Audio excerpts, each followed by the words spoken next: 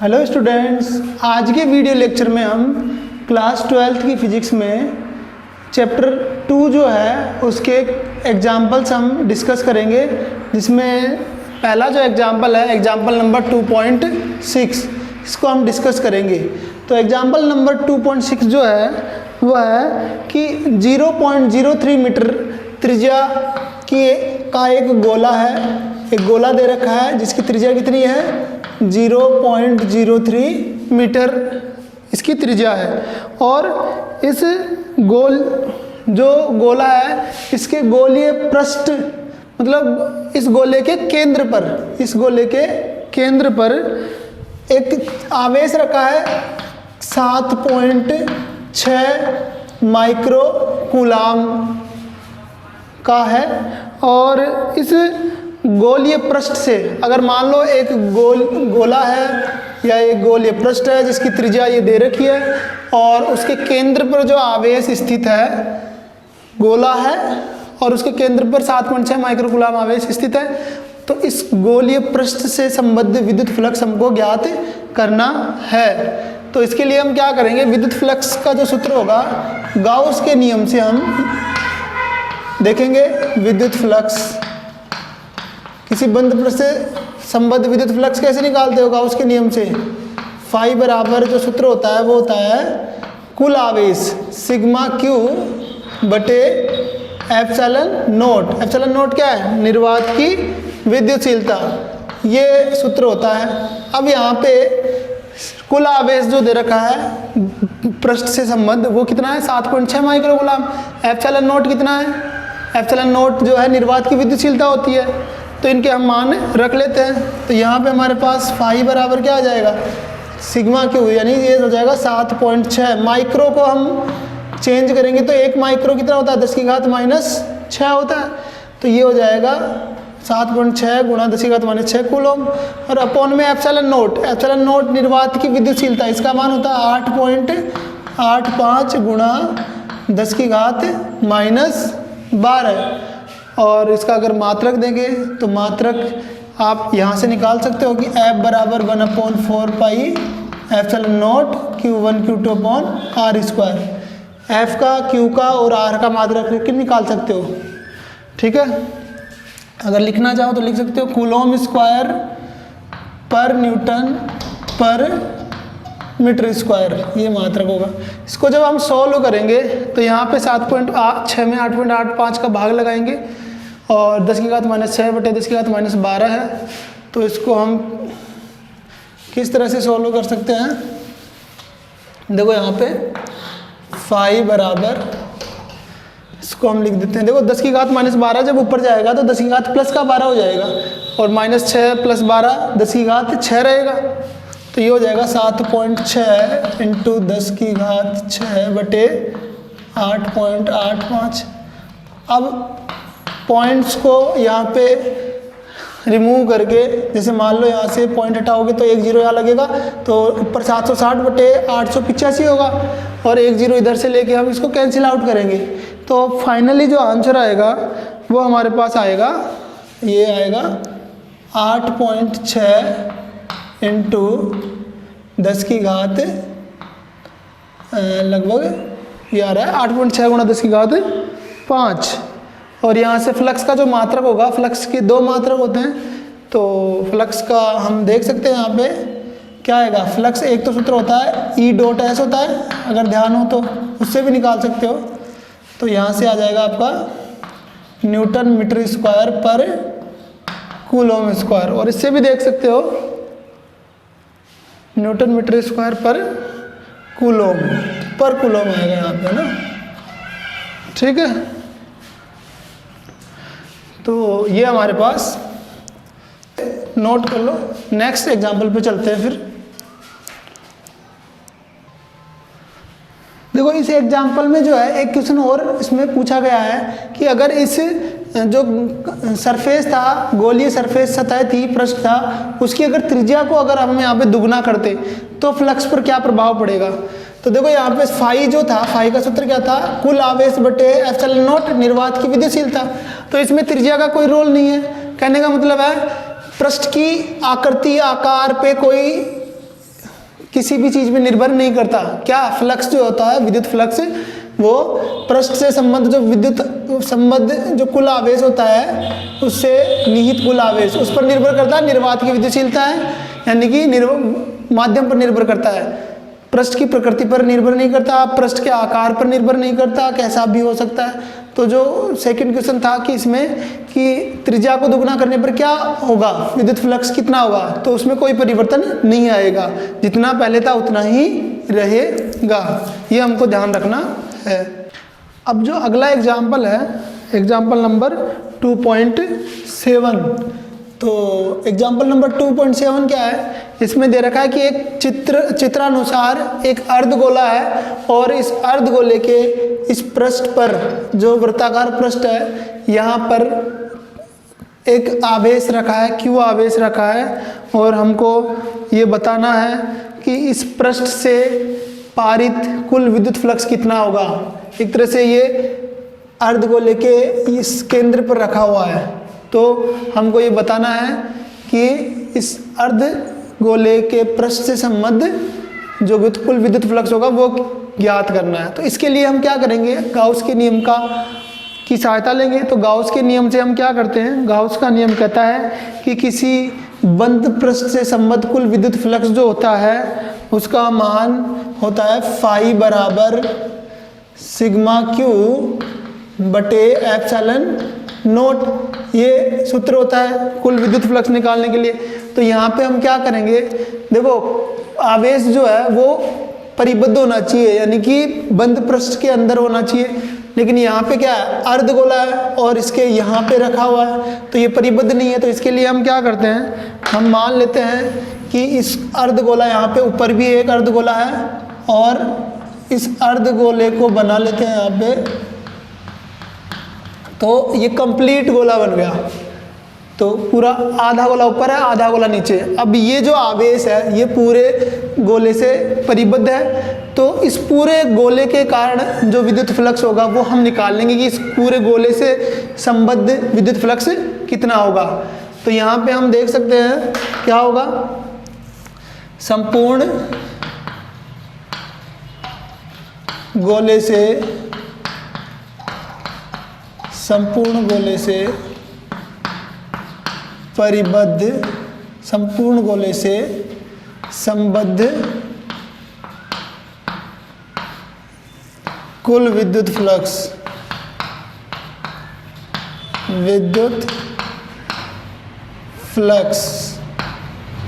कितना होगा, कुल विद्युत फ्लक्स जो होगा फाई बराबर हो जाएगा, आवेश कितना है, Q है, और एप्सिलॉन नोट हो जाएगा। लेकिन आपको बोला जाए कि अब यहाँ पे ध्यान रखने वाली चीज़ है, हमने सममिति के अकॉर्डिंग, सममिति के अनुसार क्या किया, हमने इस गोले को अर्धगोला और ऊपर बना दिया।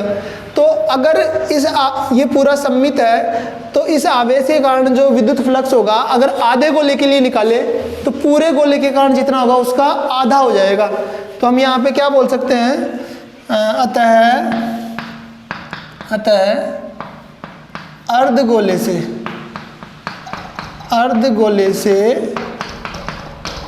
संबद्ध विद्युत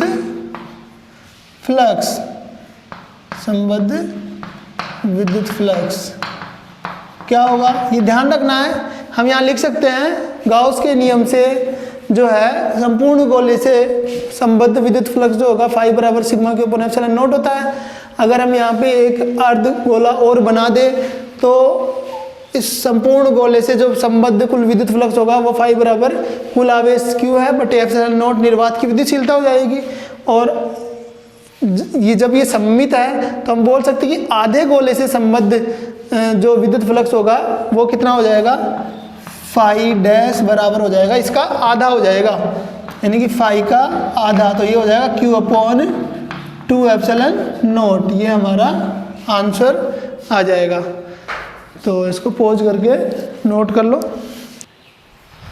तो अगला जो एग्जाम्पल है, एग्जाम्पल नंबर 2.8।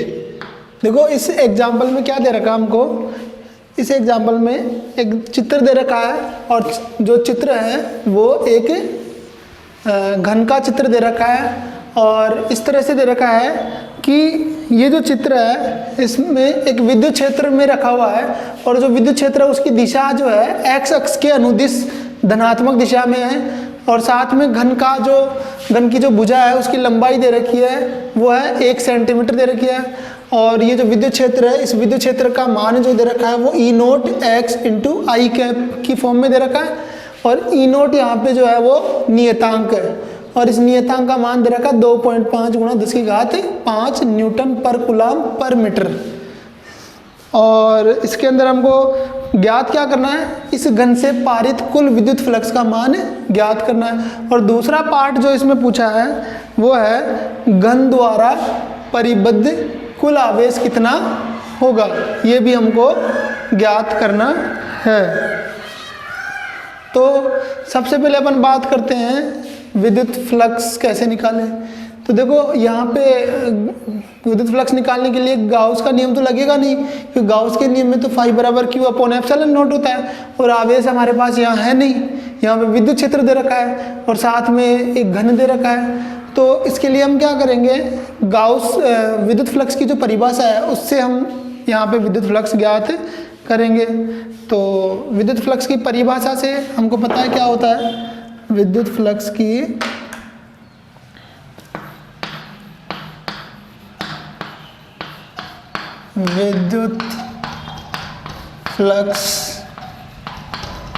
परिभाषा से फ्लक्स क्या होता है, फाई बराबर ई वेक्टर डॉट एस वेक्टर होता है। ई विद्युत क्षेत्र की तीव्रता है वो दे रखी है, एस वेक्टर क्या है, क्षेत्रफल सदिश है। तो यहाँ पे जो है जो घन दे रखा है इस घन से परिबद्ध कुल विद्युत फ्लक्स निकालना है। तो इस घन में 6 फलक हैं, 6 सतह हैं, तो उनके लिए हम क्या करेंगे, अलग अलग फ्लक्स निकालेंगे। तो जो क्षेत्रफल होगा वो क्या होगा, तो घन के प्रत्येक पृष्ठ का क्षेत्रफल क्या होगा, यहाँ पे क्षेत्रफल अगर निकालें तो S बराबर घन के जो पृष्ठ हैं वो वर्गाकार है और घन की प्रत्येक भुजा की लंबाई a है। तो ये क्या हो जाएगा, a स्क्वायर हो जाएगा। ये क्या हो जाएगा, a स्क्वायर यहाँ पे आएगा और a का मान हमको 1 सेंटीमीटर दे रखा है, ये भी रख देंगे। अब आगे जो है इसके अंदर हम क्या करें, प्रत्येक पृष्ठ से संबंध विद्युत फ्लक्स प्रत्येक पृष्ठ से पारित विद्युत फ्लक्स निकालेंगे तो कुल जो फ्लक्स होगा उन सब का योग होगा। तो यहाँ पे हम क्या करते हैं, सबसे पहले A B E F ये जो पृष्ठ है इससे पारित विद्युत फ्लक्स निकाल लेते हैं। तो देखो विद्युत क्षेत्र की दिशा ऐसे है और इस A B E F पृष्ठ की जो क्षेत्रफल सदिश की दिशा है वो भी विद्युत क्षेत्र की दिशा में है, क्योंकि पृष्ठ की जो सदिश क्षेत्रफल सदिश की जो दिशा होती है वो पृष्ठ के लंबवत होती है और हमेशा बाहर की तरफ लेते हैं। तो इस दिशा में लेंगे हम यहाँ पे, और तो इसके लिए हम लिख लेते हैं कुल विद्युत फ्लक्स निकालते हैं अपन। क्या करते हैं, कुल विद्युत फ्लक्स किससे पारित है, इस घन से पारित, घन से संबद्ध कुल विद्युत फ्लक्स। तो उसके लिए हम क्या करते हैं, यहाँ पे अलग अलग जो भी दे रखे हैं, जैसे सबसे पहले हम इस पृष्ठ के लिए निकालते हैं। तो यहाँ पे हम क्या करेंगे, ये सूत्र लगाएंगे। तो क्या लिख ले, ये सूत्र लगा लेते हैं, ई वेक्टर डॉट एस वेक्टर, और ये किसके लिए है, सतह ए बी ई एफ के लिए। तो यहाँ पे लिख लेते हैं A B E F plus, अब दूसरा जो है इसके समांतर इसको ले लेते हैं। तो जो दूसरा जो सतह है, दूसरा जो पृष्ठ है वो ए सी डी जी ले लेते हैं, और ओ सी डी जी जो है इसमें से जो विद्युत क्षेत्र पारित हो रहा है वो इस तरह से पारित हो रहा है, और जो इसके क्षेत्रफल सदिश की दिशा होगी वो बाहर की तरफ इस दिशा में होगी, विपरीत दिशा में है। अब यहाँ पे हम लिख सकते हैं ई वेक्टर डॉट एस वेक्टर, और क्या हो जाएगा ये किसके लिए, ओ सी डी जी के लिए। ठीक है, ये 2 पृष्ठ हो गए। तीसरे पृष्ठ के से पारित विद्युत फ्लक्स, तीसरा पृष्ठ हम कौन सा मान लेते हैं, तीसरा ले लेते हैं ओ ए बी सी, जो इस तरह से है। तो देखो विद्युत क्षेत्र की दिशा तो ऐसे है, और ये जो ओ ए बी सी ये वाला जो पृष्ठ है इसके जो क्षेत्रफल सदिश की दिशा होगी वो सतह क्षेत्रफल के सतह के लंबवत होगी। अब वो कहाँ होगी, ऐसे होगी, देखो इस तरह से अंदर की तरफ, और विद्युत क्षेत्र की दिशा इस दिशा में है यानी 90 डिग्री होगा। तो इसके लिए लिख लेते हैं E dot S vector O A B C के लिए, ओ ए बी सी के लिए ये हो गए थर्ड। फोर्थ कौन सा है, फोर्थ ये ले लेते हैं ई एफ जी डी या डी ई एफ जी ये वाला। तो ई vector dot S vector D E F G. बचे कौन से दो और बच रहे, देखो एक तो नीचे वाला पृष्ठ बच गया और एक ऊपर वाला पृष्ठ बच गया, तो इनको भी लिख लेते हैं अपन। यहाँ पे ये बराबर का चिन्ह आएगा, ये फाई बराबर है ना, फाई निकाल रहे अपन। तो ई वेक्टर डॉट एस वेक्टर और ये हो जाएगा क्या नीचे वाले के लिए O A F G, O A F G plus last कौन सा पृष्ठ बच गया, ऊपर वाला। तो ऊपर वाले के लिए क्या लिख देते B C D E vector dot S vector ये हो जाएगा बी सी डी ई। अब देखो यहाँ पे अगर हम बात करें ई वेक्टर और एस वेक्टर के बीच के कोण, क्योंकि ई डॉट एस को क्या लिख सकते हैं ई एस कोस थीटा लिखेंगे, और थीटा का मान हम यहाँ पे देखते हैं। तो किस तरह से हम देख पाएंगे, देखो यहाँ पे नोट कर लेते हैं अपन। तो फाई बराबर क्या होगा बताओ, पहले के लिए इसके लिए हमने देखा अभी क्षेत्रफल सदिश की दिशा और विद्युत क्षेत्र की दिशा दोनों समान है, थीटा 0 डिग्री यानी कोस 0 का मान 1 हो जाएगा। तो यहाँ पे हम लिख सकते हैं ई एस, ठीक है, प्लस यहाँ पे क्या है ई एस कोस 0 डिग्री है, कोस 0 की वैल्यू 1 होती है, तो इसको हमने ऐसे लिख दिया। दूसरा जो पृष्ठ है वो ये है ओ सी डी जी। अब इस पृष्ठ के लिए देखो ये वाला जो पृष्ठ है इसके क्षेत्रफल सदिश की दिशा बाहर की तरफ होगी इधर, और विद्युत क्षेत्र की दिशा ऐसे है विपरीत दिशा में, तो विपरीत दिशा में तो थीटा 180 डिग्री। तो यहाँ पे ई डॉट एस क्या होगा ई एस कोस थीटा, और थीटा 180 तो कोस 180 का मान कितना होगा -1 होगा। तो यहाँ पे हम लिख सकते हैं इसको माइनस। अब एक चीज़ और है यहाँ पे क्या ध्यान रखना पड़ेगा कि विद्युत क्षेत्र जो है ना वो है ई नोट एक्स आई कैप, एक्स पे निर्भर कर रहा है। देखो यहाँ पे एक्स अक्ष के अनुदिश दूरी पर निर्भर कर रहा है, ये एक्स अक्ष के अनुदिश किस पे निर्भर कर रहा है, दूरी पर। तो हम क्या करते हैं यहाँ पे ये जो ई इंटू एस है, ई की जगह क्या लिख लेते हैं, एक काम करते हैं इसको ब्रैकेट में लिख लेते हैं ए बी ई एफ लिख लेते हैं, ए बी ई एफ। दूसरा जो है वो क्या होगा माइनस ई एस होगा, और ये किसके लिए होगा, ये हो जाएगा ओ सी डी जी के लिए, ओ सी डी जी। अब देखो बाकी जो है ओ ए बी सी, देखो ओ ए बी सी ये वाली जो सतह है, ये जो पृष्ठ है इसके लिए क्षेत्रफल सदिश की दिशा अंदर की तरफ है ऐसे, ठीक है, लंबवत है, और विद्युत क्षेत्र की दिशा 90 डिग्री, कोस 90 का मान कितना होगा 0 होगा। तो यहाँ पे क्या आएगा 0 आएगा। फिर हम बात करें डी ई एफ जी की, तो देखो डी ई एफ जी ये वाला जो पृष्ठ है इसके लिए भी देखो क्षेत्रफल सदिश की दिशा क्या होगी सतह के लंबवत बाहर की तरफ इसके, और विद्युत क्षेत्र की दिशा किधर है, ये तो क्षेत्रफल सदिश की दिशा हो गई, विद्युत क्षेत्र की दिशा इधर हो गई। यहाँ पे भी कोस 90 थीटा 90 है, तो कोस 90 का मान कितना होगा 0 होगा। अब बात करते हैं अपन ओ ए एफ जी की, तो ओ ए एफ जी ये नीचे वाला जो पृष्ठ है इसकी बात कर रहे हैं ये, तो इसके लिए जो क्षेत्रफल सदिश की दिशा है वो नीचे की तरफ ऐसे होगी, और विद्युत क्षेत्र की दिशा ऐसे है, तो कोस 90 का यहाँ पे भी 90 है थीटा, तो कोस 90 का मान 0 हो जाएगा। फिर आता है लास्ट ये वाली सतह, कौन सी बी सी डी। तो इसके लिए भी देख सकते हो क्षेत्रफल सदिश की दिशा तो ऐसे रहेगी ऊपर की तरफ, और विद्युत क्षेत्र की दिशा ऐसे है ही, तो थीटा 90 डिग्री कोस 90 का मान 0 हो जाएगा। अब हम आगे चलते हैं, यहाँ पे देखो ई विद्युत क्षेत्र की तीव्रता ई नोट एक्स आई कैप है, ध्यान देना ई नोट एक्स इसके लिए, कौन से के लिए, ए बी ई एफ के लिए x का मान कितना होगा। देखो ये वाला जो पृष्ठ है ना, ये वाला जो पृष्ठ, ये मूल बिंदु है, मूल बिंदु से कितनी दूर है ये पृष्ठ, a दूरी पर है। कितनी दूरी पर है, a क्या है, घन की भुजा है, और a का मान कितना है, 1 सेंटीमीटर। a का मान कितना है, 1 सेंटीमीटर। तो हमको क्या करना पड़ेगा, x की जगह क्या रखना पड़ेगा, 1 सेंटीमीटर रखना पड़ेगा। क्या रखोगे, 1 सेंटीमीटर। और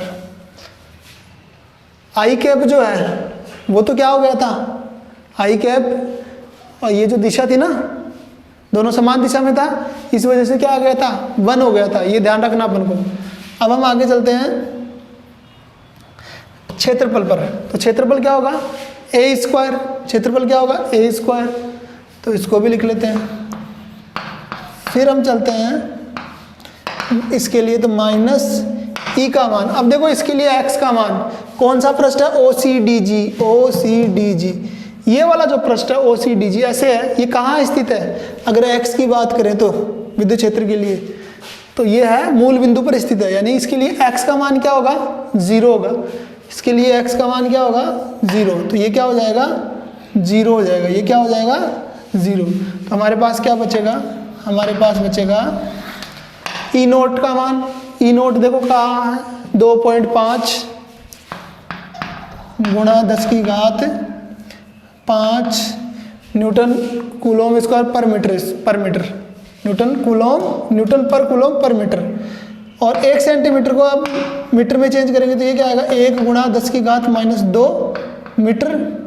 और ए स्क्वायर है विद स्क्वायर, और ए का मान कितना है, 1 सेंटीमीटर। तो इसका स्क्वायर करेंगे तो इसको भी हम क्या करते हैं, मीटर में बदल देते हैं, 10 की घात -2 और इसका स्क्वायर। ठीक है, इसको आप पॉज करके नोट कर लो। तो यहाँ से अपन इसको मिटा देते हैं। अब यहाँ देखो क्या है हमारे पास, फाई बराबर, इसको सोल्व करें तो 2.5 गुणा 10 की घात -10 की घात 5, और ये कितना हो जाएगा, देखो 10 की घात -2 का स्क्वायर 10 की घात -4 हो जाएगा, और 10 की घात -2 10 की घात -6 हो जाएगा न्यूटन मीटर स्क्वायर पर कूलोम। ठीक है, तो यहाँ से हमारे पास क्या आ गया, इसको सोल्व कर लेते हैं। ये 10 की घात यहाँ पे क्या बचेगा, 10 की घात -1 बचेगा। 10 की घात -1 का मतलब क्या हो गया, 1/10। 10 की घात -1 का मतलब 1/10, यानी कि 2.5 में 10 का भाग लगेगा तो क्या आ जाएगा, 0.25, और ये हो जाएगा न्यूटन मीटर स्क्वायर पर कूलोम। ठीक है, ये हमारे पास फाइनल आंसर आ गया कि इस घन से संबद्ध विद्युत फ्लक्स का मान प्राप्त हुआ। अब इसमें जो दूसरा पार्ट है, वो दूसरा पार्ट क्या दे रखा है कि इस घन द्वारा परिबद्ध कुल आवेश कितना है। अब हम क्या करेंगे, गाउस के नियम की सहायता से उसको ज्ञात करेंगे। तो गाउस का नियम क्या है, गाउस के नियम से फाई बराबर हम लिखते हैं Q/ε0। तो यहाँ से हम क्या लिख सकते हैं, Q बराबर ε0 इंटू फाई। क्यों निकालना है, तो ε0 तो क्या होता है, निर्वात की विद्युतशीलता। 8.85 गुणा 10 की घात -12। फाई का मान कितना है, 0.25। जब इसको सोल्व करेंगे तो 0.25 को 8.85 से गुणा करते हैं, तो गुणा करने पर इसका मान आएगा लगभग 2.21 गुणा 10 की घात -12 कूलोम। इस तरह से हमारे पास ये आवेश का मान भी आ जाता है। तो हम ज्ञात कर सकते हैं, इसको नोट कर लो। तो बच्चों अगला जो उदाहरण है एग्जाम्पल नंबर 2.9, इसमें क्या दे रखा है, इस उदाहरण में दे रखा है आपको कि एक अर्धगोलाकार बिंदु है, एक अर्धगोलाकार बिंदु है और वो किसी विद्युत क्षेत्र में स्थित है। और विद्युत क्षेत्र में जो अर्धगोलाकार बिंदु स्थित है वो इस प्रकार से स्थित है कि इसमें पहला केस दे रखा है, अगर विद्युत क्षेत्र की जो तीव्रता की दिशा, विद्युत क्षेत्र की तीव्रता की दिशा है वो इसके आधार के क्षेत्रफल के आधार जो है उसके समांतर है। पहला केस तो ये दे रखा है और दूसरा केस ये दे रखा है, अगर विद्युत क्षेत्र की तीव्रता की दिशा इस तरह से हो कि ये आधार के क्या हो, लंबवत हो। एक तो आधार जो समतल सतह है, वृत्ताकार सतह, उसके समांतर दे रखा है और एक समतल सतह के क्या दे रखा है, लंबवत दे रखा है। तो दोनों ही केस में हमको क्या करना है, इस जो अर्धगोलाकार बिंदु है इसके वक्र पृष्ठ से संबद्ध विद्युत फ्लक्स निकालना है। वक्र पृष्ठ से संबद्ध क्या निकालना है, विद्युत फ्लक्स ज्ञात करना है। तो पहली चीज तो ये कि यहाँ पे कोई भी आवेश स्थित नहीं है, यानी कि गोले के अंदर, अर्धगोले के अंदर कोई आवेश स्थित नहीं है, केवल विद्युत क्षेत्र स्थित है। तो यहाँ पे हम किस तरह से ज्ञात करेंगे, तो फ्लक्स का मान कैसे निकालेंगे। पहली चीज तो कि जितना फ्लक्स इसमें प्रवेश करेगा उतना ही फ्लक्स क्या होगा, निर्गत होगा। इसमें भी ऐसा ही होगा, जितना फ्लक्स प्रवेश करेगा उतना ही निर्गत करेगा। तो हम बोल सकते हैं कि इस अर्धगोले से संबद्ध कुल विद्युत फ्लक्स जो होगा वो शून्य होगा। अर्धगोले से संबद्ध कुल विद्युत फ्लक्स क्या होगा, शून्य होगा, चाहे से केस ए हो चाहे से केस बी हो। अब दूसरी बात हम बात करते हैं, जैसे मान लेते हैं वक्र पृष्ठ से संबद्ध विद्युत फ्लक्स फाई सी मान लेते हैं। क्या मान लेते हैं, फाई सी। और वृत्ताकार सतह से संबद्ध विद्युत फ्लक्स जो है आधार है उससे मान लेते हैं फाई बी। तो इस पूरे अर्धगोले से संबद्ध कुल विद्युत फ्लक्स को हम क्या लिख लेते हैं, फाई बराबर phi C plus phi B. यहाँ पे फाई सी क्या है, फाई सी है यहाँ पे वक्र पृष्ठ से पारित विद्युत फ्लक्स, और जो फाई बी है ये क्या है, ये वृत्ताकार सतह से पारित विद्युत फ्लक्स।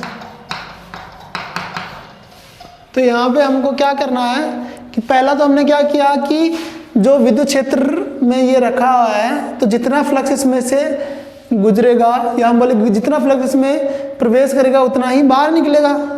तो हम बोल सकते हैं कि जो कुल विद्युत फ्लक्स होगा इससे संबंधित वो क्या होगा, शून्य होगा। तो हम बात करेंगे कुल विद्युत फ्लक्स फाई बराबर क्या होगा, शून्य होगा। क्यों होगा, क्योंकि यहाँ पे कोई आवेश स्थित नहीं है और जितना इसमें विद्युत फ्लक्स प्रवेश करेगा उतना ही बाहर निकलेगा। फाई जीरो होगा। तो यहाँ से हम केस फर्स्ट की बात कर लेते हैं। केस फर्स्ट में क्या होगा, अब देखो केस फर्स्ट की बात करते हैं। वक्र पृष्ठ में से जो विद्युत फ्लक्स गुजर रहा है वो इस तरह से है, ठीक है। और दूसरा जो समतल सतह है, वृत्ताकार सतह है, वो इस तरह से है। तो वृत्ताकार सतह के लिए जो विद्युत क्षेत्र की दिशा है वो तो इस तरह से है और जो सदिश क्षेत्रफल की दिशा है वो नीचे की तरफ है। दोनों के बीच में कोण कितना है, 90 डिग्री है। कितना है, 90 डिग्री। और कोस 90 का मान कितना होता है, 0 होता है। यानी कि इस पृष्ठ में से कोई भी विद्युत फ्लक्स गुजरेगा नहीं, पहले वाले केस में, ठीक है। तो हम बोल सकते हैं केस फर्स्ट के लिए फाई बी 0 होगा, फाई बी भी 0 होगा। यानी कि वृत्ताकार सतह से पारित विद्युत फ्लक्स इसके लिए क्या होगा, 0 होगा। तो हम इस मान को जो है इसमें रख देते हैं। चूंकि फाई बराबर 0 है तो हम बोल सकते हैं कि चूंकि कुल विद्युत फ्लक्स फाई 0 है अतः phi C plus phi B बराबर 0 हो जाएगा। अब यहाँ पे देखो फाई बी 0, फाई बी क्या है, 0 है। तो फाई सी बी क्या होगा, 0 होगा। चूंकि फाई बी 0 है तो फाई सी बी, फाई सी क्या है, वक्र पृष्ठ से पारित विद्युत फ्लक्स और वृत्ताकार सतह से पारित विद्युत फ्लक्स है, ठीक है। तो पहले में तो ये आंसर हो जाएगा। दूसरे की अब बात करते हैं अपन। तो दूसरे के लिए भी हम यही बोलेंगे कि फाई तो 0 है ही, कुल विद्युत फ्लक्स तो 0 है ही, यानी कि phi C plus phi B, तो इसके लिए भी क्या होगा, 0 होगा। लेकिन यहाँ पे देखो कि इस वृत्ताकार सतह में, वृत्ताकार सतह के लिए जो समतल सतह है इसके लिए विद्युत फ्लक्स क्या होगा। तो वृत्ताकार सतह के लिए, वृत्ताकार सतह के लिए। इसके लिए जो सदिश क्षेत्रफल है उसकी दिशा तो नीचे की तरफ है और विद्युत क्षेत्र की दिशा ऊपर की तरफ, यानी विपरीत दिशा में है। यानी कि इसमें जो विद्युत फ्लक्स होगा वो क्या होगा, ऋणात्मक होगा, क्योंकि थीटा का मान क्या हो रहा है 180, कोस 180 का मान -1 होता है। तो यहाँ पे फाई क्या होगा, ऋणात्मक होगा। कैसे निकालेंगे, हम निकाल सकते हैं फाई बी निकालेंगे ना। तो सूत्र क्या होता है, ई डॉट एस होता है, ई डॉट एस, और ई डॉट एस को लिखेंगे E S cos theta. E S cos theta का मान कितना है, कोस थीटा का मान 180, थीटा का मान तो कोस 180 का मान कितना हो जाएगा -1, तो माइनस ई एस। एस क्या है, इसका क्षेत्रफल है, क्षेत्रफल कितना हो जाएगा पाई आर स्क्वायर, वृत्ताकार है।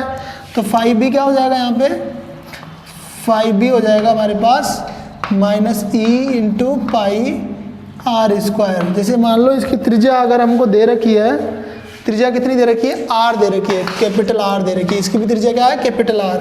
तो ये हमारे पास फाई बी आ गया। लेकिन क्वेश्चन में पूछा है कि वक्र पृष्ठ से संबद्ध कुल विद्युत फ्लक्स, वक्र पृष्ठ से पारित विद्युत फ्लक्स क्या होगा। तो वक्र पृष्ठ से पारित विद्युत फ्लक्स फाई सी है। तो इस मान को अगर यहाँ रखें तो देखो यहाँ से जो है हमारे पास आता है फाई सी बराबर minus phi B, phi B minus pi E into pi R square है। तो फाई सी क्या हो जाएगा बताओ, फाई सी हो जाएगा माइनस माइनस प्लस हो जाएगा, ये माइनस और ये माइनस, इस मान को यहाँ रखेंगे तो प्लस हो जाएगा, ये हो जाएगा E into pi R square. इस तरह से हमारे पास क्या आ जाता है, वक्र पृष्ठ से संबंधित विद्युत फ्लक्स आता है। पहले वाले केस में वक्र पृष्ठ से संबंधित विद्युत फ्लक्स 0 आ रहा है, दूसरे वाले से क्या आ रहा है E into pi R square. तो आज के लिए हम इतने ही एग्जाम्पल करेंगे, अगले नेक्स्ट वीडियो में हम नेक्स्ट टॉपिक देखेंगे।